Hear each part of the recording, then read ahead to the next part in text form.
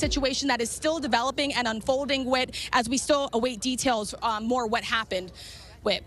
Rachel Scott for us, thank you so much. I do want to ask you quickly before I let you go here. You've been to so many of these different Trump rallies over the years.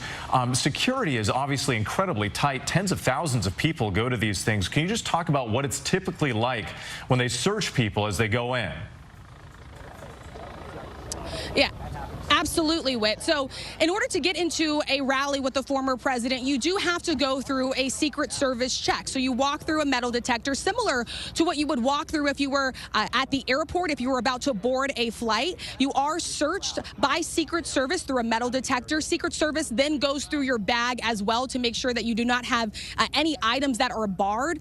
Typically, people aren't even allowed to bring in large backpacks or large items as well, because this is an event with the former president. Members of the press are allowed to bring our laptops in, but I could tell you that Secret Service takes this very seriously. They do screen every single person that enters these rallies, and because of that, the lines often get very, very long as they are waiting to get people cleared in order to enter these rallies. Security is utmost important for the Secret Service. We have seen that at every single rally that we have gone into. We've seen people be turned away maybe because they brought something that they weren't allowed to have, or maybe they had to leave something with Secret Service. They could not enter the rally, so they are diligently checking every member that enters these Trump rallies. Clearly, we do not know exactly what happened here today. We are still learning details, and of course, we'll bring those to you as we have it. But one thing I can tell you is there are definitely security precautions underway for anyone that wants to enter a rally or an event with the former president, Whit.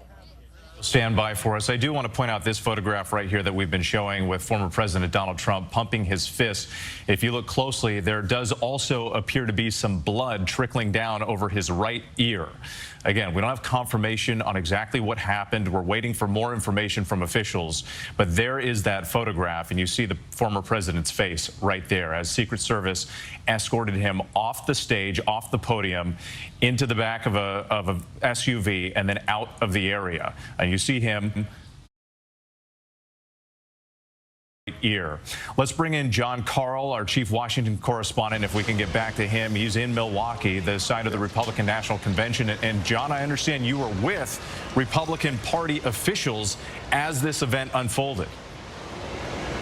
I was on the floor here of the convention where they're preparing. This is the site where Donald Trump is to officially become the Republican nominee next week. The convention set to start on Monday. I was actually with the chairman of the Republican Party, Michael Whatley, as this news happened of the shots ringing out, and he very quickly rushed off, took a phone call, very hurriedly rushed off the floor. Obviously, a shocking development. All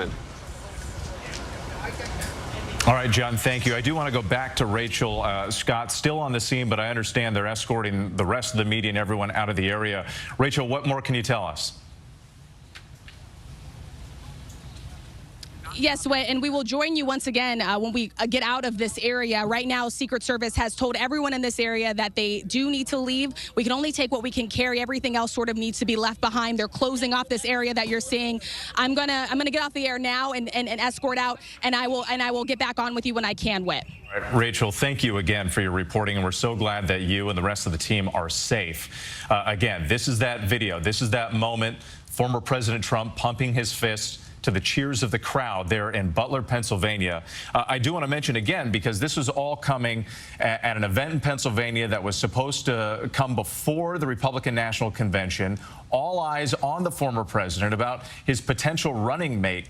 That decision was expected any day now, and we're hearing from some of these hopefuls. VP hopeful Senator J.D. Vance took to X calling for people to pray for Trump and everyone at the rally. He says, quote, "Everyone join me in praying for our President Trump and everyone there. I hope everyone is okay." We also heard from Florida Senator Marco Rubio, who is also on the short list to be a potential running mate. He tweeted, quote, "Praying for President Trump and all those attending the rally in Pennsylvania today." Let's go back to John Karl in Milwaukee. John, we're still getting some of these photographs coming in.